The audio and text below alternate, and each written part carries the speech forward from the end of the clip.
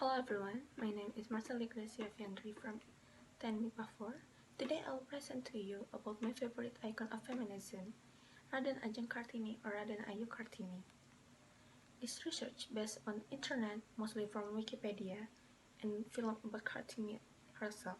Raden Ajeng Kartini was born on April 21st, 1879. She born at Jepara, Dutch East Indies, Indonesia. She born from Priayi, or aristocratic Javanese family. Her father, Sosroning Rat at that time, was Regency chief of Jepara after originally district chief of Mayo. Her first mother, M. Ngasira, was a religious at Telukawur. Kartini was the fifth child and second oldest daughter in a family of 11, including half-sibling. She was born into a family with a strong intellectual tradition. Her family only let her attend school until she is 12 years old and learning Dutch language. After that, she gets secluded, pinit, to prepare them for wedlock.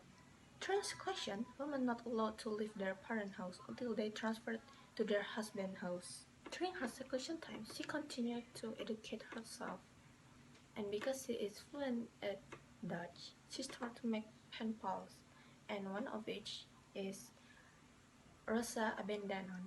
Rosa gave Kartini so many magazines, books, and newspapers of European and feminism. This made Kartini more interested about European and feminism more. While in her seclusion time, one of her brothers gave a key to open his book collection. She stumbled at Hilda van Seilenberg, written by Cecilia de Jong van Beek and Tong about feminism. This started to talk her two sisters that doesn't receive education while secluding, Raden Ajeng Kardina and Raden Ajeng Rukmini. With help one of her father's friend, Kartini made an article about the marriage of Kotja tribe. Even though it's published under her father's name, she's still happy because she can express herself. Not so long after her happiness, her brothers, Slamet and Busono, against her because they don't want Kartini to have different ideology between men and women, and they get stricter. They don't want Kartini to go outside anymore.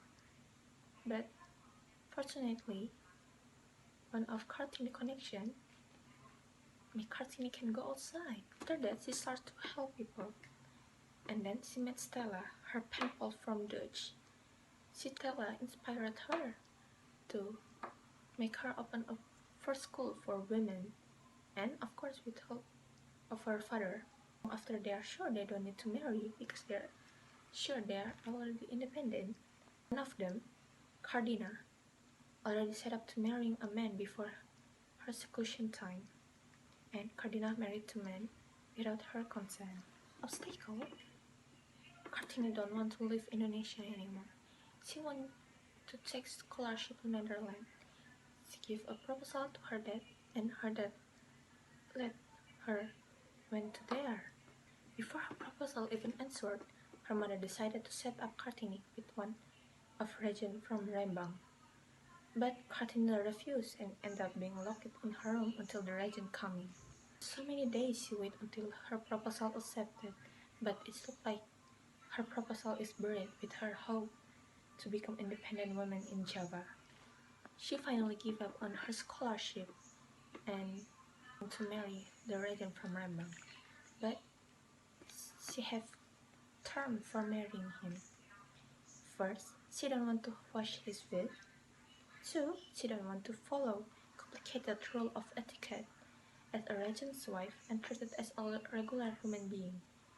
3, her husband need to help her build a school for a women and poor.